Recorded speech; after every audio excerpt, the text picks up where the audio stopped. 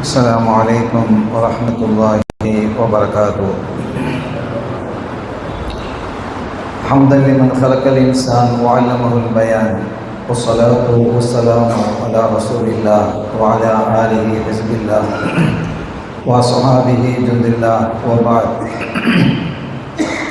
فقد قال الله تعالى في القرآن العظيم والفرقان المجيد: أعوذ بالله من الشيطان الرجيم، بسم الله الرحمن الرحيم، إن الدين عند الله الإسلام. ودخل معه السجن فتيان، قال أحدهما إني أراني أعصر خمرا، وقال الآخر إني أراني أحمل فوق رأسي خبزا تأكل الطير منه، نبئنا بتأويله إنا نراك من المحسنين. சங்கைக்குரிய அல்லாஹ்வின் நல்லடியார்களே, எல்லாம் வல்ல அல்லாஹ்வின் பேரருளும் நபிகள் நாயகம் ஸல்லல்லாஹு அலைஹி வஸல்லம் அவர்களது நல்லாசியும் நம் அத்தனை பேர் மீதும் நிலவுமாக. அல்லாஹும் அவரது ரசூலும் எந்தெந்த காரியங்களை எடுத்து நடக்க வேண்டும் என்று நமக்கு கட்டளையிட்டுள்ளார்களோ அவை அனைத்தையும் எடுத்து நடக்கவும், எவைகளை தவிர்த்து நடக்க வேண்டும் என்று உத்தரவு பிறப்பித்துள்ளார்களோ அவை அனைத்தையும் தவிர்த்து நடக்கவும் ஆரம்பமாக எனக்கும் உங்களுக்கும் நான் விஷயத்தை செய்து கொள்கிறேன். அல்லாஹ் தௌஃபீக் செய்வானாக. ஆமீன்.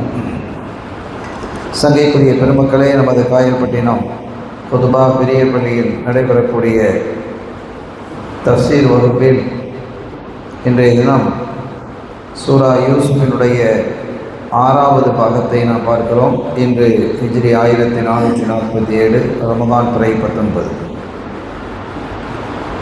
சையதுனா யூசுப் அலைஹிஸ்ஸலாம் அவர்கள் சிறைக்குள் அடைக்கப்படுகிறார்கள். சிறைக்குள் இருந்தவர்களெல்லாம் அவர்களோடு நல்ல ஒரு நட்போடு பழக ஆரம்பித்தார்கள். சிறைக்குள்ளே இருந்தே அவர்களுக்கு நேர் வழியை அவங்க காட்டினாங்க. அது குறித்து குர்ஆனும் பேசுகிறது. இந்த நாட்டிலே மிஸ்ரிலே மக்கள் பல இறை கொள்கைகளை வணங்குகிறார்கள். நீங்களும் வணங்குறீங்க. அது பிழையானது. ஓர் இறை தான் இருக்கணும், ஓர் இறை தான் உண்டு, அல்லாஹ்ங்கிறது ஒருத்தந்தான், அவனுக்கு இணை துணை இல்லை என்பதை பற்றிய தௌஹீத் பிரச்சாரத்தை அங்கே அவர்கள் போதித்தார்கள். அவர்களுடைய போதனைகள் இருந்த அழகும் அதிலிருந்த நூறானியத்தும் அவர்களுடைய உள்ளங்களை கவர்ந்தது. ஒரு கட்டத்திலே அந்த சிறைவாசிகள் சொன்னார்கள், நாங்கள் இனி இதை விட்டு வெளியே போக நம்பிக்கை இல்லை, எங்களில் சில தவறு செய்தவங்களும் உண்டு, தவறு செய்யாமல் உள்ள வந்தவங்களும் உண்டு, அப்படிலாம் இருக்கும். மொத்தத்தில் நாங்கள் இந்த சிறையை விட்டு எங்களை வெளியேற்றுவார்கள் என்ற நம்பிக்கை எங்களுக்கு இல்லாமல் போய்விட்டது. அதனால் எங்களுடைய நிலையெல்லாம் இங்கேயே தான் இருக்கும் போல அப்படின்றதும் அப்படி இல்லை. நீங்கள் அப்படி இருக்கக்கூடாது, நீங்கள் அல்லாஹ்வின் மீது நம்பிக்கை வைக்கணும், நீங்கள் வெளியேறுவீர்கள், உங்களுக்கான நல்ல வாய்ப்புகள் அமையும், அதை சரியான முறையில் நீங்கள் பயன்படுத்தி கொள்ளணும், மீண்டும் தவறுகளின் பக்கம் நீங்கள் திரும்பக்கூடாது என்பது போன்ற போதனைகளை எல்லாம் அந்த சிறைவாசிகளுக்கு யூசுப் அலைஹிஸ்ஸலாம் அவர்கள் செய்கிறார்கள். இந்த நிலையில்தான் அந்த சிறைக்குள்ளே 2 இளைஞர்கள் வந்தார்கள் என்று நாம் சொன்னோம். அந்த 2 இளைஞர்கள் யார் என்பதையும் நம்ம குறிப்பிட்டோம். ஒரு கட்டத்திலே அந்த 2 இளைஞர்களும் இவர்கள் மீது ரொம்ப பிரியமாயிட்டாங்க. ரொம்பவே பிரியமாகி அவர்களிடத்தில் சொன்னாங்க, எனக்கு ரொம்ப, அந்த 2 பேரும் சொல்கிறாங்க, யூசுப் எங்களுக்கு நீங்கள் ரொம்ப பிரியமாயிட்டீங்க, உங்களை பற்றி நாங்கள் சில விஷயங்கள் தெரிஞ்சுக்கிடலாமா? அவர்களும் கேட்டாங்க, மற்றவங்களும் கேட்குறாங்க, மற்ற சிறையில் இருக்கக்கூடியவங்களும் கேட்குறாங்க. பாரக்கல்லாஹு அலைக்க மா அஹ்ஸன வஜ்ஹக வமா அஹ்ஸன ஹல்கக, அல்லாஹ் உங்களுக்கு ரஹமத்து செய்வானாக. அல்லாஹ்வை ஏற்றுக்கிறதுல யாருக்கும் பிரச்சனை இல்லைங்கிறத ஏற்கனவே நம்ம சொல்லிட்டோம். இப்போவும் யூசுப் அலைஹிஸ்ஸலாம் அல்லாஹ்வை குறித்து நிறைய விஷயங்களை அவங்களுக்கு போதிச்சிருக்கிறாங்க. அதனால் அவங்கெல்லாம் சொன்னாங்க, அந்த சிறைவாசிகள், இந்த குறிப்பாக இந்த 2 பேரும் சேர்ந்து, அல்லாஹ் உங்களுக்கு பரக்கத் செய்வானாக. மா அஹ்ஸன வஜ்ஹக வமா அஹ்ஸன ஹல்கக லகத் பூரிக லனா ஃபீ ஜிவாரிக. நீங்கள் உங்களுடைய அழகு, உங்களுக்கு கொடுக்கப்பட்டிருக்கக்கூடிய இந்த அற்புதமான தோற்றம் எங்களை பிரமிக்க வைக்கிறது. ஆச்சரியமான ஒரு தோற்றத்தை அல்லாஹ் உங்களுக்கு வழங்கியிருக்கிறான். நாங்கள்லாம் பிரமித்து போய் இருக்கிறோம். அதோடு மாத்திரமல்லாமல் லக்கது பூரிக்கலனா ஃபீ ஜிவாரிக்க, உங்களுக்கு பக்கத்தில் நாங்கள் இப்போ இருக்கிறதுனால எங்களுக்கும் பரக்கத்து செய்யப்பட்ட மாதிரி நாங்கள் உணர்கிறோம். எங்களுடைய கல்புகளிலே ஒரு சிறந்த ஒரு மாற்றம் ஏற்பட்டிருக்கிறது. எங்களுடைய கல்புகளிலே ஒரு பரக்கத்தான நிலை ஏற்பட்டிருக்கிறது. எங்களுடைய சிந்தனைகளிலே மாற்றம் ஏற்பட்டிருக்கிறது. அல்லாஹ் மீது நம்பிக்கை எங்களுக்கு கூடியிருக்கிறது என்று அவர்கள் சொல்லிவிட்டு, சரி நீங்கள் உங்களை நாங்கள் யூசுஃபுங்கிறது மாத்திரம்தான் தெரியுது, நீங்கள் யாருங்கிறத எங்களுக்கு சொல்லலாமா? பொமன் அந்த நீங்கள் யாருங்கிறத சொல்லுங்களேன் அப்படிங்கும்போது அப்போ தான் அவங்க தான் யாருங்கிறத சொல்கிறாங்க. அரசபையில் கூட தான் யாருங்கிறத சொல்லலை, யூசுஃபுங்கிறது மட்டும்தான் இருந்தது. ஆனால் யூசுஃப் இப்னு சஃபியுல்லா யாக்கூப், அல்லாஹ்வுடைய சஃபியாக இருந்த யாக்கூப் அலைஹிஸ்ஸலாம் அவர்களுடைய மகன்தான் நான். அவர்கள் அல்லாஹ்வினுடைய தூதராகிய இஸ்ஹாக் அலைஹிஸ்ஸலாம் அவர்களுடைய மகன். அவர்கள் கலீலுல்லா அல்லாஹ்வினுடைய நேசர் என்ற இப்ராஹிம் அலைஹிஸ்ஸலாம் அவர்களுடைய மகன். அப்போ இப்ராஹிம் அலைஹிஸ்ஸலாமுடைய மகன் இஸ்ஹாக் அலைஹிஸ்ஸலாம், அவங்க மகன் யாக்கூப் அலைஹிஸ்ஸலாம், அவர்களுடைய மகன் நான் யூசுப் என்று அவங்க குறிப்பிடுறாங்க. அப்போ இந்த அந்த சிறையில் இருக்கக்கூடிய அந்த ஒரு அதிகாரி, அவரும் அதில் வந்து கலந்துக்கிடுவார். இந்த சிறை அதிகாரி பொறுப்பாளர் இருப்பார் இல்லையா, வார்டன், அவர் வந்து யூசுப் அலைஹிஸ்ஸலாமுடைய போதனைகள்லாம் கலந்துக்கிட்டு அது ஈர்க்கப்பட்டார். அப்போ அவர் சொன்னார், நீங்கள் நினச்சிருந்தா அந்த சிறைக்கு வராமலே இருந்திருக்கலாமே, உங்களை பற்றி விஷயங்கள். ஏன்னா அவர் வெளியில் போயிட்டு வர்ற ஆள் தானே, அரசபைக்கெல்லாம் போவார். நாங்கள் செய்திகளை கேள்விப்பட்டோம், நீங்கள் வராமல் இருந்திருக்கலாம், உங்களிடத்தில் உண்மைத்தன்மை இருக்கிறது, நீங்கள் ஏன் தவிர்த்திருக்கலாமே. சரி, இப்போ உள்ளே வந்துட்டீங்க, ஒன்றும் செய்ய முடியாது. இங்கே பல அறைகள் இருக்குது, வசதியான அறைகளும் இருக்குது. ஏன்னா பெரிய சில சமயங்களில் பெரிய பெரிய அதிகாரிகள் கைது செய்யப்படுவாங்க. அப்போ அவங்களுக்குன்னு தனி அறைகள் இருக்கும். விஐபிகள் கைது செய்யப்பட்டால் சாதாரண மக்கள் அடைக்கிற அந்த கொட்டையிலே கொண்டு அடைக்கிறானோ, அவனுக்கு ஏசிலாம் வச்சுருப்பான். ஆனால் அவன் செஞ்ச கொள்ளை பெரிய கொள்ளையாக இருக்கும். கொள்ளை அடிச்சுட்டு ஏசியில் போய் உட்காரணும். இங்கே 1000 ரூபா லஞ்சம் வாங்கியிருப்பான், 2000 ரூபா லஞ்சம் வாங்கியிருப்பான். அவன் படுறாத பாடுபட்டு கிடப்பான்.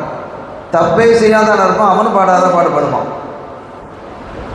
என்ன நீதி, என்ன நேர்மை, என்ன நீதிமன்றங்கள் என்றால் ஆச்சரியமாக இருக்குது. இதெல்லாம் பார்க்கும் பொழுது ரொம்ப கேவலமாகவும் அசிங்கமாகவும் இருக்கிறது. அப்போ நீங்கள் விரும்பினால் அந்த ஒரு நல்ல அறையை நான் உங்களுக்கு ஏற்பாடு செய்து தர்றேன், அந்த உரிமை எனக்கு இருக்குது. நீங்கள் இங்கே தான் எல்லாரோடையும் உட்காரணுங்கிறது இல்லை. இப்போ நீங்கள் யாருங்கிறது எங்களுக்கு தெரிஞ்சிருச்சு. நீங்கள் ஒரு இறை தூதராக நாங்கள் பார்க்குறோம். இறை தூதனுடைய மகன், அவங்களுடைய தந்தை இறை தூதர், அவங்களுடைய தந்தை இறை தூதர் என்று ஒரு வாழையடி வாழையாக நபிமார்களுடைய வாரிசில் நீங்கள் வர்றீங்க. எனவே நான் உங்களுக்கான விசேஷமான ஒரு அறையை ஏற்பாடு செஞ்சு தர்றேனே அப்படின்னு சொல்லும் பொழுது, அதெல்லாம் வேணாம், இங்கே இருக்கிறேன், இங்கே எனக்கு ராகத்தை தான் இருக்குது அப்படின்ட்டாங்க. இப்போ இந்த நிலையிலே இந்த 2 பேரும் பலரும் சொன்னதாக இருக்கிறது. குறிப்பாக இந்த 2 இளைஞர்கள் சொன்னாங்க, காலா இன்னா லனுஹிப்புக ஹீன ரஅய்னாக, நாங்கள் 2 பேரும் உங்களை பார்த்ததிலிருந்து உங்கள் மேலே அவ்வளோ பிரியமாக இருக்கிறோம். அந்த 2 பேரும் உள்ளே வந்தாங்க இல்லையா, அந்த மன்னருக்கு பணிவிடை செஞ்சுக்கிட்டு இருந்தவங்க, ஜூஸ் கொடுக்குறவனும் சாப்பாடு கொடுக்குறவனும் சமயக்காரனும், இந்த 2 பேரும் சொன்னாங்க, உங்களை பார்த்ததிலிருந்தே எங்களுக்கு ஒரு பெரிய ஈர்ப்பு, அந்த அளவுக்கு நாங்கள் உங்களை நேசிக்கிறோம் அப்படின்னு. அப்போ அவங்க சொன்னாங்க, இந்தப்பா என்ன நேசிக்காதீங்க, என் மேலே அன்பையெல்லாம் நீங்கள் வைக்காதீங்க, யாரெல்லாம் என் மேலே அன்பு வைக்கிறாங்களோ அவங்களுக்கெல்லாம் பலாய் வந்துருக்கு, அவங்களுக்கெல்லாம் சோதனை வந்துருக்கு. முதலாவதாக எங்கள் மாமி இருந்தாங்க, என்னுடைய மாமி இருந்தார்கள். அவர்களும் என்ன செஞ்சாங்க, சோதனையில் ஆக்கப்பட்டார்கள். அவங்களுடைய பெயர் ஃபாயிகா, எங்கள் வாப்பா கூட பிறந்தவங்க. இப்போ என்ன, எங்கள் அம்மா ராகையில் பெற்றுட்டு எனக்கு ஒரு தம்பி இருக்கு புன்யாமீன், எனக்கு அவருக்கு இடையில ஒரு கிட்டத்தட்ட ஒரு 5 வயசு வித்தியாசம். அப்போ அவங்கள பெற்ற அந்த பிரசவத்தில் அவங்க ஒப்பாத்தாயிட்டாங்க, நம்ம ஏற்கனவே சொன்னோம். அப்போ எனக்கு 5 வயசாக இருந்தது. உமாவும் இல்லைன்ற உடனே என்னை எடுத்து வளர்த்தது கொண்டது எல்லாமே எங்கள் மாமி தான், எங்கள் பாப்பா கூட பிறந்தவங்க, உடன்பிறப்பு ஃபாயிகா. அவங்க தான் என்னை வளர்த்தாங்க. அப்போ அவங்க அதுக்கு முன்னாலேயே என் மேலே அவங்க பாசமாக இருப்பாங்க. எங்கள் அம்மா வஃபாத்தாகிறதுக்கு முன்னாலேயே எங்களோட தான் அவங்க இருந்தாங்க, பாசம். ஆனால் அதற்கு பிறகு அளவு கடந்த பாசம் என் மேலே வச்சுட்டாங்க. எங்கள் மாமி என் மேலே உயிரை வச்சுருந்தாங்க, என்னை பிரிஞ்சே இருக்க மாட்டாங்க. இப்படிப்பட்ட ஒரு நிலையில் நான் ஓரளவு வளர்ந்து ஒரு நியாயமான ஒரு 7-8 வயசு வந்ததற்கு பிறகு எங்கள் வாப்பா யாக்கூப் அலைஹிஸ்ஸலாம் எங்கள் மாமிகிட்ட வந்து, இந்த அம்மா ஃபாயிகா பிள்ளை எங்கிட்ட தந்துரு, இனிமேல் நான் பார்த்துக்கிறேன். இப்போ அவருக்கு ஒரு விவரம் தெரிகிற பிள்ளை தானே, சின்ன பிள்ளையாக இருக்கும்போது விவரம் தெரியாமல் இருந்தார், அதனால் என்னை பராமரிக்கிறது கஷ்டமாக இருந்தது. இப்போ அவருக்கு 8-9 வயசு ஆகிடுச்சு, இப்போ பிரச்சனை இல்லை, அதனால் நான் பார்த்துக்கிறேன், நீ அந்த பிள்ளை என்ற ஒப்படைங்கும் போது அவங்க அழுவ ஆரம்பிச்சிட்டாங்க. ஒரே அழுகன்னா தாங்க முடியாது, அவ்வளோ கவலைப்பட்டாங்க, சரியான வேதனை. அப்போ என் மீது பாசம் கொண்டவர்கள் கடைசி வேறு வழி இல்லாமல் என்னை பிரித்தெடுக்க வேண்டிய ஒரு நிலை ஏற்பட்டது. அவங்க அப்படியே நொஞ்சிட்டாங்க என்னை பிரிந்ததுனால. அவ்வளோ பெரிய பிரியத்தை அவங்க காட்டினாங்க. அதற்கு பிறகு என்னுடைய தந்தை என் மீது அவ்வளோ பிரியம் காட்டினாங்க. அவங்களுக்கு சோதனை வந்து அவங்கள்ட்ட தான் எல்லாம் என்னை பிரிச்சுட்டான். அதற்கு அடுத்த பிறகாக இந்த ஊருக்கு வந்து இந்த நாட்டு இந்த அரசர், இந்த அமைச்சர் இருக்கிறார் அசீஸ், அவருடைய பொண்டாட்டி என் மேலே பிரியம் காட்டினான். அவனும் இன்றைக்கி என்ன செஞ்சுட்டுக்கிறா, சங்கடத்தில் ஆழ்ந்து, என்னையும் சங்கடத்தில் ஆழ்த்தி அவனும் என்ன செய்கிறா, ஒரு சங்கடமான நிலையில் இருக்கிறான். ஆக முதல்ல நான் உங்களுக்கு என்ன சொல்கிறேன்னா, மொத்தத்தில் என்ன நேசிக்காதீங்க, அவ்வளோதான். உங்களோட நேசங்களைலாம் நீங்கள் அல்லாட்ட வைங்க. என்ன விட்டுருக்கப்பா, என்ன நேசிச்சா உங்களுக்கு தான் சங்கடம் வரும் அப்படின்னு அவங்க என்ன செய்தார்கள், சொன்னார்கள்.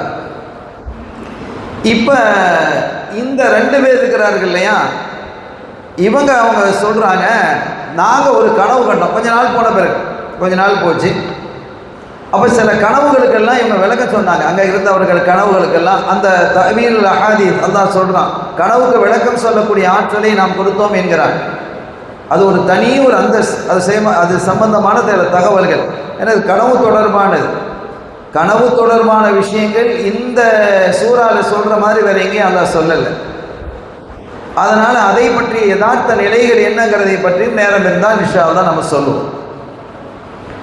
அப்போ அந்த 2 பேரும் சொல்கிறாங்க, கொஞ்ச நாள் கழிச்சதுக்கு பிறகு, இவங்க நிறைய கனவுக்கெல்லாம் விளக்கம் சொல்லிகிட்டு இருக்கிறாங்களே, நாமளும் கனவு கண்டதான் சொல்லுவோமே அப்படின்ட்டு இவங்க தங்களுடைய கனவுகளை சொல்கிறாங்க. என்ன சொல்கிறாங்க அப்படின்னா, ஒருத்தர் சொல்கிறாரு, கால அஹதுஹுமா இன்னி அரானி அஹ்சிரு ஹம்ரா, நான் மதுச்சாறு பிழிந்து கொடுப்பது மாதிரி கனவு கண்டேன். குர்ஆன்ல அல்லாஹ் சொல்கிறான், குர்ஆன்ல சுருக்கமாக சொல்கிறான், தஃப்சீல விரிவாக எழுதுகிறாங்க. ஓ காலல் ஆஹரு, இன்னொருத்தர் சொல்கிறாரு, இன்னி அரானி அஹ்மிலு போக்கராசி, என்னையே நான் கனவுல பார்த்தேன், என்னுடைய தலையிலே நான் ரொட்டியை வச்சுட்டு போகிறேன், ரொட்டி ஹுபுசன் தகுலு தயிர் மின்ஹு, அதில் பறவைகள் வந்து சாப்பிடுது. இதுதான் கனவு, 2 பேருடைய கனவு.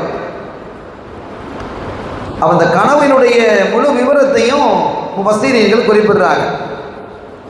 என்னன்னா, ஒருத்தர் வந்து சொல்கிறாரு, நான் ஒரு தோட்டத்துக்குள்ளே போனேன், அந்த தோட்டத்தில் திராட்சை செடிகள், திராட்சை கொடிகள் இருந்தது. அதில் குறிப்பாக 3 கிளைகள் ரொம்ப அழகாக இருந்தது, தனித்தனிமை வாய்ந்ததாக இருந்தது. அந்த ஒவ்வொரு கிளைகளிலேயும் ஒரு திராட்சை கொத்து தொங்கிக் கொண்டிருந்தது. என்னுடைய கையிலே ஒரு கோப்பை இருந்தது, அது மது கோப்பை, அரசருக்கு நான் வளமையாக சாறு புரிஞ்சு கொடுக்கக்கூடிய கோப்பை அது.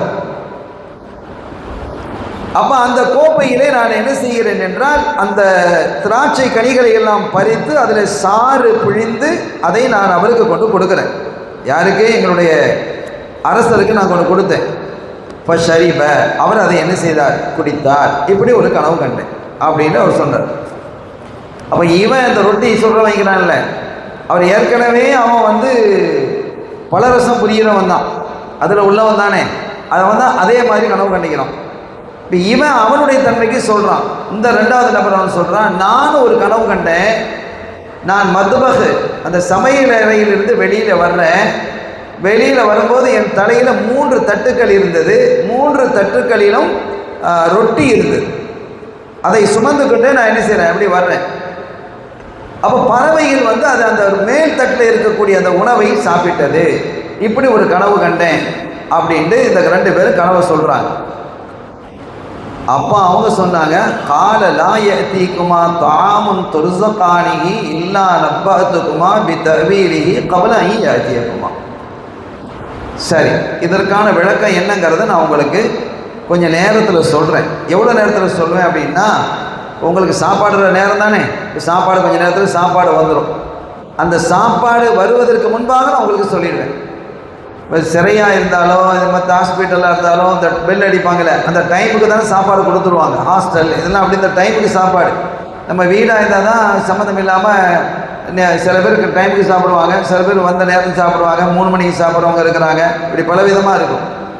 அப்போ உங்களுக்கு சாப்பாடு வரக்கூடிய நேரம் இருக்குது. அந்த நேரம் வருவதற்கு, அந்த சாப்பாடு வர்றதுக்கு முன்னால் கபல ஐயத்தியக்குமா, உங்கள் 2 பேருக்கு சாப்பாடு வர்றதுக்கு முன்னால் நான் என்ன செஞ்சிடறேன், அந்த இதனுடைய பொருளை கருத்தை நான் சொல்லிடுறேன் அப்படின்னு சொல்லிட்டான். அப்போ அவங்க கேட்குறாங்க, இப்படிலாம் நீங்கள் பொருள் சொல்கிறேன்னு சொல்கிறீங்களே, கருத்து சொல்கிறீங்களே, ஏற்கனவே இங்கே சிறையில் இருக்கக்கூடியவர்களுக்கெல்லாம் கனவு கண்டு நீங்கள் விளக்கம் சொல்லியிருக்கிறீங்க, இதெல்லாம் ஜோசியமா அல்லது ஆர்வம் பார்க்குறீங்களா அப்படிங்கிற மாதிரி அவர் கேட்குறாங்க. ஜோசியம் பார்த்து நீங்கள் சொல்கிறீர்களா அல்லது குறி பார்க்குறீங்களா அப்படின்னு சொல்லும்போது, இது குறியும் இல்லை ஜோசியமும் இல்லை, இதற்கென்று ஒரு இல்மு இருக்கிறது. அந்த இல்மை அல்லாஹ் எனக்கு தந்திருக்கிறான், அந்த இல்மை எனக்கு அல்லாஹ் தந்திருக்கிறான். எல்லாரும் கணக்கு விளக்கம் சொல்லக்கூடாது, சொல்ல முடியாது.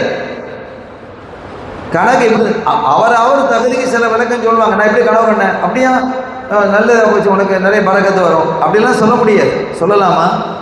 பரக்கத்து வரும்னு சொல்றது தப்பு இல்லை. ஆனால் அப்படி அது ஒரு பரக்கத்து வருதுன்னா கனவுக்கு பொருளாக இருக்கக்கூடாது. ஸல்லல்லாஹு அலைஹி வஸல்லம் அவர் நமக்கு சொல்லி தந்திருக்கிறாங்க, அந்த ஏதாவது அந்த மாதிரி கண்ணன் சொன்னால் நீங்கள் பதில் சொன்னா ஹைர் அப்படின்னு சொல்லி முடிச்சிருக்க. ஹைராக இருக்கும், எதுவாக இருந்தாலும் ஹைராக இருக்கும். கனவு கூட யாராவது ஒருத்தவங்களோட கனவு சொன்னார் ஹைராக இருக்கும் அப்படின்னு சொல்லி முடிச்சிருக்க. அவர் வந்து இதுக்கு தீய கனவு கண்டிருக்கலாம் அல்லது நல்ல கனவு கண்டிருக்கலாம், ஏதோ அது கனவே காணாமல் கனவு கண்டதாக சொல்லலாம். இதுலேயும் அந்த கதை வருது, அதுக்கு தான் அதை சொல்கிறேன். அப்போ எதுவாக இருந்தாலும் அல்லாஹ் ஹைராக்கி வைக்கட்டும் அப்படின்னு ஹைர் சொல்லி நீங்கள் என்ன செஞ்சிருங்க, முடிச்சிருங்கிறாங்க ஸல்லல்லாஹு அலைஹி வஸல்லம். அப்போ கனவுக்கு விளக்கம் சொல்வது என்பது அது ஒரு தனித்தன்மை வாய்ந்தது. எல்லாரும் கனவுக்கு என்ன செய்ய முடியாது, விளக்கம் சொல்ல முடியாது, சொல்லவும் கூடாது. விளக்கம் சொல்கிறதா இருந்தால் அந்த விளக்கம் தெரியணும், இல்லை அந்த விளக்கம் தெரியணும். இன்றைய காலத்தில் கனவுக்கு விளக்கம் சொல்வதிலே நம்பர் 1 என்று அறியப்பட்ட இமாம் யார் கேட்டால் இப்னு சீரின் ரஹ்மத்துல்லாஹ். அவங்களுக்குன்னு ஒரு தனி வரலாறு இருக்கு. ஏன் இது இவ்வளவு பெரிய சிறப்பை அல்லாஹ் அவர்களுக்கு கொடுத்தான்? பெரிய பெரிய இமாம்கள்லாம் இருந்தாங்க, ரொம்ப பெரிய இமாம்கள்லாம் இருந்தாங்க, இவங்களை விட சிறந்த அறிவாற்றல் மிக்கவர்கள்லாம் இருந்தாங்க. ஆனால் அவங்கெல்லாம் கனவுக்கு விளக்க சொல்லலை, இவங்க சொன்னாங்க. அந்த இல்மை அல்லாஹ் அவர்களுக்கு கொடுத்தான். அதற்கென்று தனி ஒரு வரலாறு இருக்கிறது. இன்ஷா அல்லாஹ் நாம் அந்த நாட்களில் சொல்லுவோம். அது கண்டிப்பாக சொல்லப்பட வேண்டிய ஒரு வரலாறு தான். அருமையானவர்களே, எந்த அளவுக்கு இப்னு சீரின் ரஹ்மத்துல்லாஹி அலைஹி அவர்கள் ஒரு ஆச்சரியமான கனவு குறித்து நிறைய வருது. ஸல்லல்லாஹு அலைஹி வஸல்லம் அவர்களுக்கு நுபுவத்து வழங்கப்பட்டது இல்லையா, வஹி வழங்கப்பட்டது இல்லையா. வஹி வழங்கப்படுவதற்கு முன்பாக புகாரி சொல்கிறது அர்-ருஹ்ய ஸாலிஹா, நிறைய அழகான கனவுகளை பார்ப்பாங்க. கனவு என்பது நுபுவத்தினுடைய 46 பங்குகளில் ஒரு பங்கு. நுபுவத்து நபித்துவம் இருக்குல்ல, அதில் ஒரு 46 பங்குல ஒரு பங்கு தான் நல்ல கனவுகள் அப்படின்னு ஹதீஸ் ஸல்லல்லாஹு அலைஹி வஸல்லம் சொல்கிறாங்க. ஆக கனவு என்பது இஸ்லாத்தோட ஒரு தொடர்புடையது தான். இன்னைக்கு நம்ம பாங்கு சொல்கிறோம் தொழுகைக்குன்னு சொன்னால் இது கனவின் மூலமாகத்தான் அறிவிக்கப்பட்டது. உமர் ரலியல்லாஹு தஆலா போன்றவர்கள் பலர் இந்த கனவை கண்டார். இதெல்லாம் ஹதீதுகளில் இருக்குது. ஆனால் கனவே வாழ்க்கையாக ஆகிடக்கூடாது, அதை கவனிச்சுக்கணும். எல்லா கனவுன்னு போகக்கூடாது. அந்த கனவுல யதார்த்தமான கனவு இருக்குது, நல்ல கனவு இருக்குது, ஷைத்தானுடைய கனவும் இருக்குது. அப்போ அர்-ருயா மினல்லாஹ் வல் ஹுல்மு மின ஷைத்தான் என்று ஸல்லல்லாஹு அலைஹி வஸல்லம் சொல்றாங்க. கனவை ரெண்டா பிரிக்கிறாங்க, ருயா என்றும் ஹுலும் என்றும். ருயா என்றால் நல்ல கனவு, அது மினல்லாஹ் அல்லாஹ்வின் புறத்தில் உள்ளது. வல் ஹுல்மு என்று சொல்லக்கூடியது மின ஷைத்தான், அதுவும் கனவு தான், அது ஷைத்தான் என்றும் உள்ளது. எது நல்ல கனவு எது கெட்ட கனவுங்கிறதெல்லாம் எல்லாரும் தெரிஞ்சுக்கிட முடியுமா? அப்போ அந்த மாதிரி சமயங்களெல்லாம் என்ன செய்யணும் அப்படிங்கிறத நமக்கு இமாம்கள் சொல்லி தர்றாங்க. இது கண்டிப்பாக இது சொல்லப்பட வேண்டிய விஷயம் நாம் சொல்லுவோம். இந்த இப்னு சீரீன் ரஹ்மஹுல்லாஹ் அவர்களை குறித்து நாம் சொல்லிட்டு வந்தோம். அவர்கள் வாழ்ந்த காலத்தில் அப்துல் மலிக் இப்னு மர்வான் அவர் தான் அரசராக இருக்கிறார், கலீஃபாவாக இருக்கிறார். இஸ்லாமிய ஆட்சியில் அவர் தான் கலீஃபாவாக இருக்கிறார். அவங்களுடைய ஆட்சி காலம் தாபியன்களுடைய காலம். இப்போ அந்த காலகட்டத்தில் சஹாபிகளும் இருக்கிறாங்க. இந்த இப்னு சீரீன் ரஹ்மஹுல்லாஹ்னு சொல்கிறோம் இல்லை, கனவுக்கு விளக்கம் சொல்கிறது நம்பர் 1 சொல்கிறோம் இல்லையா, அவங்களும் அந்த காலத்தில் வாழ்கிறாங்க. சஹாபிகளை பார்த்துருக்கிறாங்க, சஹாபிகள்கிட்ட சில விஷயங்களை படிச்சிருக்கிறாங்க தாபி அவங்க. அப்போ அவங்கள்ட்ட எத்தனையோ பேர் கனவுகளை கேட்டு நிறைய வருவாங்க, எல்லாத்துக்கும் விளக்கம் சொல்லுவாங்க. அதில் ஒருத்தர் வந்து சொல்கிறாரு, நான் ஒரு கனவு கண்டேன் இமாம் அவர்களே, நம்முடைய அரசர் இருக்கிறார்ல அப்துல் மலிக் இப்னு மர்வான், ஆமாம், அவரை கீழே நான் தள்ளி புரட்டி போட்டு அவருடைய முதுகிலே 4 ஆணிகளை நான் அறைந்தேன், முதுகில் 4 ஆணி அறைஞ்சேன், இப்படி ஒரு கனவு கண்டேன் அப்படின்னு பார்த்துட்டு சொன்னாங்களா, எந்த அளவுக்கு பாருங்கள் அல்லாஹ் எவ்வளோ எளிமை கொடுத்துருக்கான்னு. ஒருபோதும் இந்த கனவை நீ கண்டு இருக்க மாட்டாய், இந்த கனவை நீ பார்க்கவே இல்லை, ஆனால் இது கனவாக ஏற்படுவதற்கு வாய்ப்பு இருக்குது, ஆனால் நீ பார்க்கல, இந்த கனவை நீ பார்க்கவே இல்லை, அதை நான் உறுதியாக சொல்லணும்னு அவருக்கு கைகாலம் ஆடிச்சு. ஆமாம் உண்மைதான், நான் அந்த கனவை பார்க்கல, வேறொரு ஆள் தான் பார்த்தாரு, என்கிட்ட கேட்க சொன்னார், என் பேரை சொல்லிடாதேன்றதுனால நான் என்ன செய்ய, நான் பார்த்த மாதிரி சொன்னேன். சரி, எனக்கு யாருன்னு சொல்லணும், ஆளை சொன்னால் தான் நான் என்ன செய்ய முடியும், அதற்கான விளக்கத்தை நான் சொல்ல முடியும். கனவு என்று வரும் பொழுது அந்த கனவை மட்டும் வைத்து என்ன செய்ய முடியாது, விளக்கம் சொல்ல முடியாது. கண்ட நபரையும் சேர்க்கணும் அதில். அந்த யாரு கண்ட ஒரே நபர், இவரும் கனவு கண்டிருப்பார் ஒரு கனவு, இவரும் ஒரு கனவு கண்டிருப்பார், 2 பேரும் ஒரே கனவு, 2 பேருக்கும் ஒரே அர்த்தம் இல்லை. இதை நம்ம விளங்கிக்கிடணும். 2 பேருக்கும் கண்ட கனவு ஒன்றாக இருந்தாலும் அந்த நபரை பொறுத்து கனவு வேறுபடும், சூழ்நிலையை பொறுத்து அந்த மாயனா வேறுபடும். அப்படின்லாம் நமக்கு இமாம்கள் தஅபீர், அது கனவுக்கு விளக்கம் சொல்றதுல அவங்க எழுதி தர்றாங்க. அதனால இது யாரு கண்டா அப்படின்னு கேட்டால் அப்துல்லாஹ் இப்னு ஸுபைர் ரலியல்லாஹு தஆலா அன்ஹு, இவங்க தான் கண்டாங்க. அவங்க யாருன்னு கேட்டால் ஒரு சஹாபின்னு சொன்னால் அப்போ ரசூல் ஸல்லல்லாஹு அலைஹி காலத்தில் சின்ன பிள்ளையா இருந்தாங்க. அபூபக்கர் சித்திக் நாயகம் ரலியல்லாஹு தஆலாவுடைய பேரப்பிள்ளை, சித்திக் நாயகத்தினுடைய பேரப்பிள்ளை. அப்போ அவ்வளோ வாரிசு தான் நம்ம இருக்கிறோம். அப்போ அந்த அபூபக்கர் சித்திக் நாயகத்தினுடைய மகனார் இருந்தாங்க இல்லையா, ஆயிஷா நாயகனுடைய ராத்தா அஸ்மா நாயகி இருந்தாங்க இல்லையா, அஸ்மா நாயகனுடைய மகனார் தான் இந்த அப்துல்லாஹ் இப்னு ஸுபைர் ரலியல்லாஹு தஆலா. இவங்க இது பெரிய வரலாறு, இது அரசியல் தொடர்பான நிறைய சர்ச்சைகள் இருந்தது. மக்காவில் அந்த காலத்தில் இவங்க ஒரு ஆட்சியாளராக இருந்தாங்க, தனி ஒரு ஆட்சி அவங்க நடத்திக்கிட்டு இருந்தாங்க மக்கா பகுதி மதீனா பகுதியிலாக. இது அரசாங்கத்துக்கு எதிராக இருந்தது. அப்போ கண்ட கனவு இது ஒரு குறிப்பை மட்டும்தான் சொல்லியிருக்கிறேன். இந்த வரலாறு பேசணும்னு சொன்னால் அந்த தஃப்சீருக்குள்ளே போக முடியாது. அப்துல்லாஹ் இப்னு ஸுபைர் ரலியல்லாஹு அன்ஹுடைய வரலாறு, அஸ்மா நாயகி சம்பந்தப்படுறாங்க. அதில் ஹஜ்ஜாஜ் இப்னு யூசுப் என்று சொல்லக்கூடிய கவர்னர் மிகப்பெரிய தொடர்பை வருகிறார். இதெல்லாம் ஒரு பெரிய வரலாறு, நாம் அவ்வளோ தூரத்துக்கு போக இல்லை. ஆனால் அப்துல்லாஹ் இப்னு ஸுபைர் யார் அப்படிங்கிறத இப்போ உங்களுக்கு நான் சொல்லியிருக்கிறேன். அப்துல்லாஹ் இப்னு ஸுபைர் ரலியல்லாஹு அன்ஹு சித்திக் நாயகத்தினுடைய பேரர், ஒரு சஹாபி. அஸ்மா நாயகி மக்காவிலிருந்து மதீனாவுக்கு ஹிஜ்ரத்து வந்த போது முதலாவது பிறந்த குழந்தை இவங்க தான். ஹிஜ்ரத்து வந்த பிறகு இஸ்லாத்தில் முதலாவது பிறந்த குழந்தைங்கிறது இவங்க தான், அப்துல்லாஹ் இப்னு ஸுபைர். இது ஒரு தனி சிறப்பு. இவங்க தான் கண்டாங்க. இப்போ அந்த நபர் சொல்லிட்டார், அவங்க உங்ககிட்ட சொல்றதுக்கு, ஏன்னா இது அரசு சம்பந்தமாக இருக்குது. இவங்களுக்கும் அன்றைய அரசராக கலீஃபாவாக இருக்கக்கூடிய அப்துல் மலிக் இப்னு மர்வானுக்கு இடையில பிரச்சனை ஓடிட்டு இருக்குது, தகராறு இருந்துகிட்டு இருக்குது. அதனால தன்னை வெளிப்படுத்த அவங்க விரும்ப இல்லை. ஒரு நபரை அனுப்பி நீங்க கேட்டு வாங்கன்னு சொல்லும் பொழுது அவங்க என்ன செஞ்சாங்க, கேட்டு வந்தாங்க. இது ஒரு பக்கம் இருக்க. இன்னொரு நாள் ஒருத்தர் வந்தார். அவர் வந்து ஒரு கனவை சொல்றார். இப்படி அது தான் கண்டதா சொல்லலை, ஒரு நபர் கண்டாங்க. அவங்க தங்களை யாருன்னு வெளிப்படுறதுக்கு விரும்ப இல்லை, உங்கள்கிட்ட கேட்டு வர சொன்னாங்க. சரி கனவை சொல்லுங்க. கனவை சொன்ன போது அவங்க சொன்னாங்க, இந்த உலகத்தில் இந்த கனவை இமாம் மாலிக் இருக்காங்க, மாலிக் மதம் சொல்றமே, அவங்களை தவிர வேறு யாரும் கண்டிருக்க முடியாது. என்ன ஆச்சரியம் இது பாருங்க. யார் இந்த கனவை காண முடியும் என்பதையும் சொன்னாங்க இப்னு சீரின். ஆச்சரியமாக இருக்கும். அவங்கெல்லாம் தான் நம்ம இமாம். இப்போ அவங்கள பின்பற்றி நம்ம இருக்கிறோன்னு சொன்னால் நம்ம எவ்வளோ சத்தியத்தில் இருக்கிறோங்கிறத நம்ம வெளியே தெளிவுபடுத்துகிறேன். அந்த மாதிரி இமாம்கள் அவங்க இங்கே சொல்றாங்க, இந்த கனவை நீ கண்டிருக்க முடியாது, வேற யாரும் கண்டிருக்கணும். அந்த மாதிரி சொல்றாங்க. அவங்க ஆணை சொல்லல, அந்த கனவு நான் காணையில, வேற ஒரு நபர் தான் கண்டதுன்னு சொன்ன பொழுதும் இந்த கனவை கண்டது இந்த உலகத்தில் இன்றைய காலத்தில் இமாம் மாலிக்கை தவிர வேறு யாரும் காண முடியாது அப்படிங்கிறாங்க. இப்போ இப்னு சீரின் இதுக்கு சொல்றாங்க, அப்துல்லா இப்னு ஜுபைர் கண்டாங்கன்னா அது சரி, அந்த கனவை காண்றதுக்கு அவங்க தகுதியான ஆள் தான். அப்போ ஒவ்வொரு கனவை காண்றதுக்குன்னு ஒரு தகுதி ஒன்று இருக்கு. எல்லா கனவையும் எல்லாரும் காண முடியாது. அப்போ சில தகுதிங்கிறத எல்லாம் நிர்ணயிச்சிருக்கிறாங்கிறத நம்ம புரியணும். அப்துல்லா இப்னு ஜுபைர் அவர்கள் கண்டிருந்தால், இந்த கனவை கண்டிருந்தா அரசாங்கத்தால், இப்போ என்ன கனவு, அரசரை அப்துல் மலிக் இப்னு மர்வான கவுத்தி போட்டு முதுகுல 4 ஆணி அறையிறாங்க. அறையிறது யாரு? அப்துல்லா இப்னு ஜுபைர். அவங்க தானே சொல்லி விடுறாங்க. இப்போ இவங்க என்ன சொல்றாங்க, அப்துல்லா இப்னு ஜுபைர் கொல்லப்பட்டு விடுவார், அரசர் கொல்லப்பட மாட்டாரு. யார் கொல்லப்படுறது? குத்துனாங்களே, அரைஞ்சாங்களே, அவங்க ஷஹீத் ஆக்கப்பட்டுருவாங்க.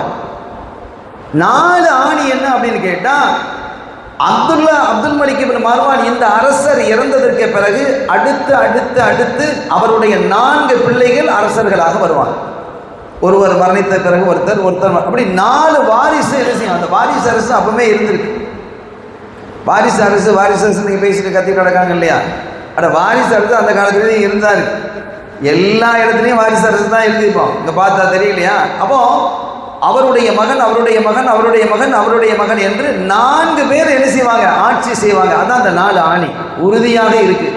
அதே மாதிரி அந்த ஆட்சி நடந்தது. அதே மாதிரி அவங்களுடைய அப்துல் மலிக் இப்னு மர்வானுடைய பிள்ளைகள் ஆட்சிக்கு வந்தாங்க. எனவே இந்த கனவுக்கு விளக்கம் சொல்வது என்பது ஒரு பெரிய இல்மான விஷயம். அதிலே நபிமார்களிலே ரொம்ப டாப் என்று எடுத்துக்கொண்டால் சையதுனா யூசுப் அலைஹிஸ்ஸலாம், இந்த உம்மத்திலே ரொம்ப டாப் என்று எடுத்துக்கொண்டால் இப்னு சீரின் ரஹிமஹுல்லாஹ் என்பதை நாம் விளங்கிக் கொள்வோம்.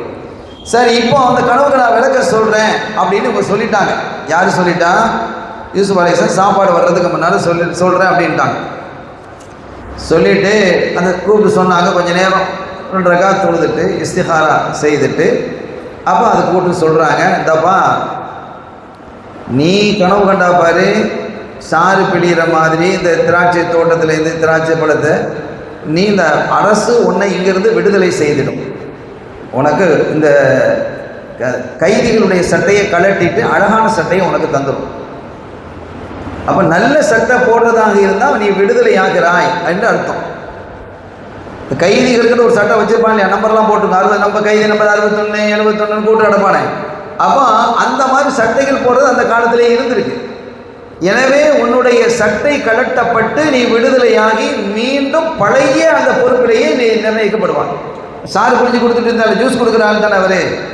எனவே அந்த பொறுப்பு உனக்கு, ஏன்னா நீ தப்பு செய்யல, இருந்தாலும் நீ அவனை சொல்ல அவன் ஒன்றை சொல்லன்னு வந்தாலும் ஒரு சந்தேக அடிப்படையில் உள்ள போட்டாங்க, நீ விடுதலை ஆகிடுவா, உனக்கு ராகத் ஆகிடுவா, உனக்கு பழைய பதவி வந்துடும். 1. 2வது, நீ ரொட்டி தலையில் போட்டு போனாமல் அந்த மத்துபகை விட்டு நீ வெளியில் வர்ற மாதிரி, அந்த சமையல் அறையை விட்டு நீ வெளியில் வர்ற மாதிரி பார்த்தா இல்லை, நீ வெளியில் வர்றதுங்கிறது உன்னுடைய அந்த பொறுப்பிலிருந்து உன்னை நீக்கப்பட்டுடுச்சு, டிஸ்மிஸ். நீ அதோட மாத்திரம் இல்லாமல் நீ தலையில் ரொட்டியை வச்சுட்டு போய் காக்க ஏதோ ஒரு பறவை கொத்தியதுன்னு சொன்னா இல்லையா, உன்னுடைய தலை கொய்யப்பட்டுரும். அதாவது மொத்தத்தில் நீ கொல்லப்பட்டுருவா. நீ கொல்லப்பட்டு உனக்கு அந்த தூக்கில் தொங்க போடப்பட்டிருக்கும், உன்னுடைய உடலை பறவைகள் கொத்தி கொத்தி சாப்பிடும் அப்படின்னு சொன்ன போது இவன் அதிர்ந்துட்டான். அப்போ அந்த 2 பேருமோ அல்லது 2 பேரில் இந்த ரொட்டி சுடுறவனோ அவன் சொன்னானா, இல்லை நான் கனவே காணல, கனவு கண்டதான் நினைச்சேன். நீங்கள் எல்லாத்துக்கும் கனவு விளக்கம் சொல்லிகிட்டே இருக்கிறீங்களே, இப்படி கனவு கண்டதான் உங்களை போட்டு பார்ப்போமேனு போட்டேன்.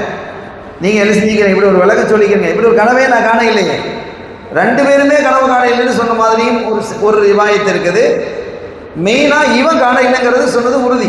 இந்த ரெண்டாவது ரொட்டிக்காரன் ஹப்பாஸ், இந்த ஹப்பாஸ் வந்து நான் கனவு காண இல்லை அப்படின்னு சொல்லும்போது இப்போ சொன்னாங்க செய்தினா இவங்க யூசுப் அலைஹிஸ்ஸலாம் சொல்கிறாங்க, அக்பர் அன்னதாலிக்க காயினும் சதப்துமா அவ் கதப்துமா, நீங்கள் சொன்னது, நீங்கள் ரெண்டு பேருமே சொன்னது உண்மையோ பொய்யோ, ஆனால் நான் சொன்னது நடந்தது. நீங்கள் என்கிட்ட கனவு சொல்லிட்டீங்க தானே, நீ கனவு கண்டதா சொல்லிட்டீங்களா இல்லையா, அப்போ அதற்கான விளக்கம் நான் சொல்லிவிட்டேனா இல்லையா, அது நடந்தே தீரும் அப்படின்ட்டான். நீ கனவு காணலைனாலும் அது நடந்துடும். அப்போ பொய்யான ஒரு கனவை சொல்லி அதற்கு எதிரான ஒரு விளக்கம் சொல்லப்பட்டால் அது நடப்பதற்கான வாய்ப்புகள் அதிகம் அப்படிங்கிறத நம்ம விளங்கிக்கணும். எனவே கனவு கண்டதாக பொய் சொல்லக்கூடாது, அது ஆபத்தில் போய் முடியும் அப்படிங்கிறத நம்ம என்ன செய்யறோம், இது விளங்குறோம். இப்படி தான் நடக்கும் என்று சொன்னபோது அவன் கைகாலம் ஆடிச்சு. அதே மாதிரி சில நாட்களில் முதல்ல இவனை கூப்பிடப்பட்டது, அந்த ஜூஸ் பிரியனை கூப்பிட்டு அவனுடைய சட்டையை கலத்தி அவனுக்கு நல்ல ட்ரெஸ்ஸை போடும்போது அங்கேயே போடப்படுது. அப்பவுமே விளங்கிடுச்சு. ரெண்டாவதாக இவனை அழைக்கப்படுது, இவனுடைய சட்டையை கலத்தியாச்சு. சட்டையை கலத்திட்டு வேற ஒரு இறுக்கமான சட்டையை போடப்படுது. அது யாருன்னு கேட்டால் அந்த கொலை கைதிகளுக்கு தான் அந்த சட்டையை போடப்படும். சரி, இவனை சப்ஜெக்ட் முடியுதுங்கிறது அந்த சிறையில் இருந்தவர்கள்லாம் விளங்கிக்கிட்டாங்க. யா சாஹிபை இஸ்ஸஜினி யா சாஹிபை இஸ்ஸஜினி அம்மா அஹதுகுமா ஃபயஸ்கி ரப்பஹு ஹம்ரா. உங்களில் ஒருத்தர், அல்லாஹ் இப்படி சுருக்கமாக சொல்கிறான், உங்களில் ரெண்டு பேரில் ஒருத்தர் அரசருக்கு ஜூஸ் புளிந்து அல்லது மது சாறு எடுத்து கொடுப்பீங்க. அம்மல் ஆஹரு, மற்றவர் யுஸ்லபு, அவர் தூக்கிலிடப்படுவார் அல்லது சிலுவையில் அறையப்படுவார். என்ற அசிஹி, அவருடைய தலையிலே நின்று பறவைகள் அவரை கொத்தி கொத்தி சாப்பிடும். புதிய நம்ருள்ளதி பிஹி தஸ்தப்தியான், நீங்கள் எதை என்கிட்ட கேட்டீங்களோ அதை நான் பதில் சொல்லிட்டேன், அது நடந்தே தீரும், அது நடந்தே தீரும் அப்படின்னு என்ன செஞ்சிட்டாங்க, சொல்லிட்டாங்க. அதே மாதிரியே நடந்துச்சு.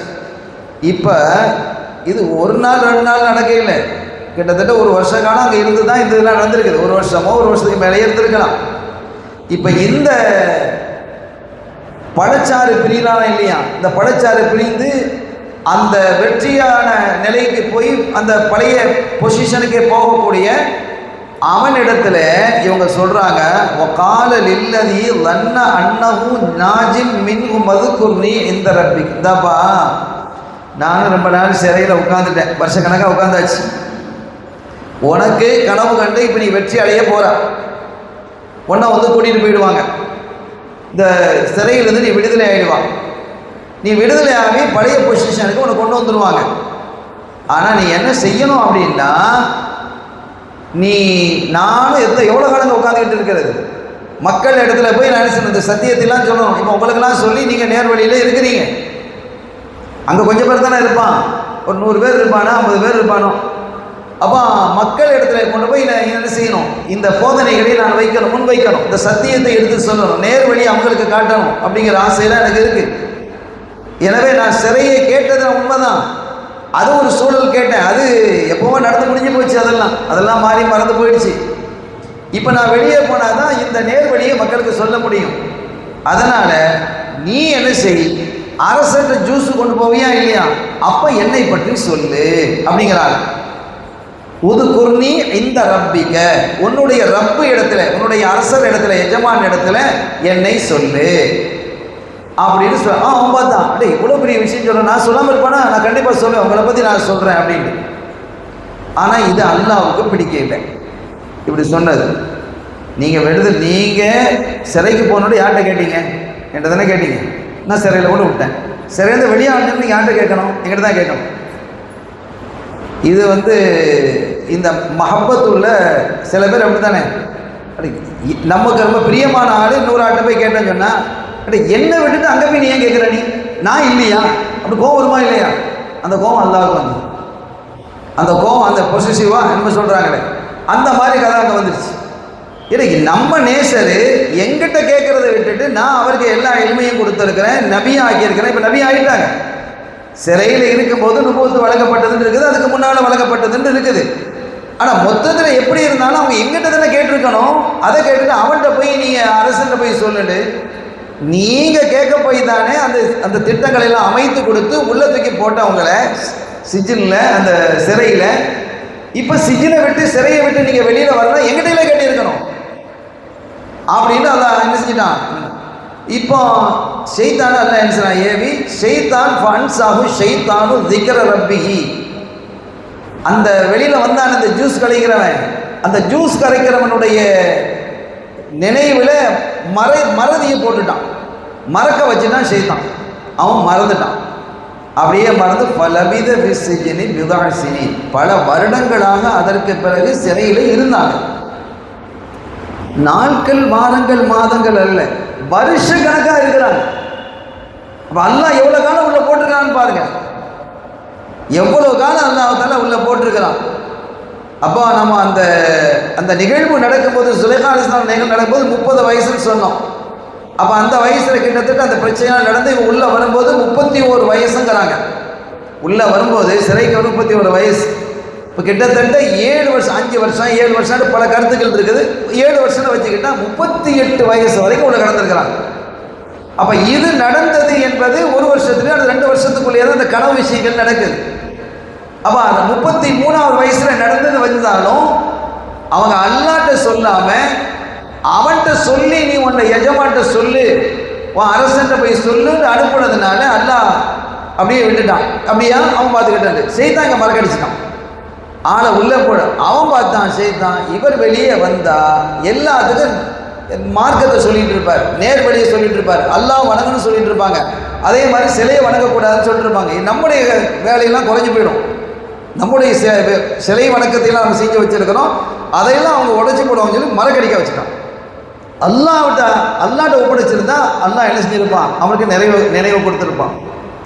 சரி, ஃபன்சாஹு ஷைத்தானு திக்ர ரப்பிஹி ஃபலபித பிஸ்ஸிஜ்னி பிதஅ ஸினீன். பல வருடங்கள் அங்கே தங்கக்கூடிய ஒரு சூழலை அங்கே ஏற்பட்டு விட்டது என்பதை நாம் புரிய முடிகிறது. இப்போ இந்த இதிலிருந்து நாம் இப்போ இதோட அதற்கு பிறகு எப்படி வெளியில் வர்றாங்கங்கிறத நம்ம இன்ஷா அல்லாஹ் நாளைக்கு பார்க்க இருக்கிறோம். அது சிறையிலிருந்து வெளியே எவ்வளோ காலத்துக்கு சிறையில் போட்டு வைக்கிறது, வெளியே கொண்டு வரணும்ல, வெளியே கொண்டு வந்தால் தானே அடுத்த நிகழ்வுக்கு நான் போக முடியும். அப்போ அல்லாஹ் வெளியில் கொண்டு வரலாம். அது எப்படி வெளியில் கொண்டு வர்றான் அப்படிங்கிறத நீங்கள் பாருங்கள். அதுக்கப்புறம் அல்லாஹ் அடுத்து அவங்க தௌபா செய்கிறாங்க. அவங்க புரிஞ்சுக்கிட்டாங்க, நம்ம இவன்கிட்ட கேட்டிருக்கக்கூடாது, என் ரப்பிட்ட கேட்டிருக்கணும். அவன்கிட்ட போய் சொல்லி விட்டதுனால ஏற்பட்ட அது இயல்பாக ஒன்று சொன்னாங்க. அது அல்லாஹ்வுக்கு என்ன செய்யலை, கோவம் வந்துருச்சு.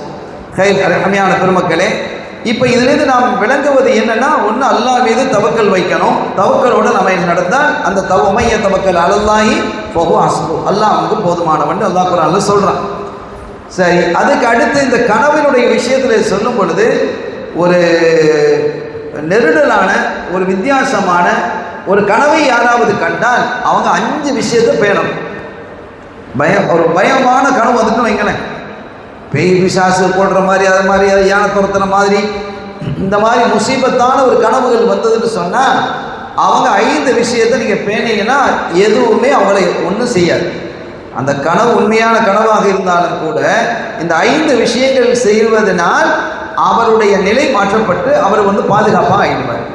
இதை அறிஞர் இமாம்கள் நமக்கு சொல்லி தர்றாங்க.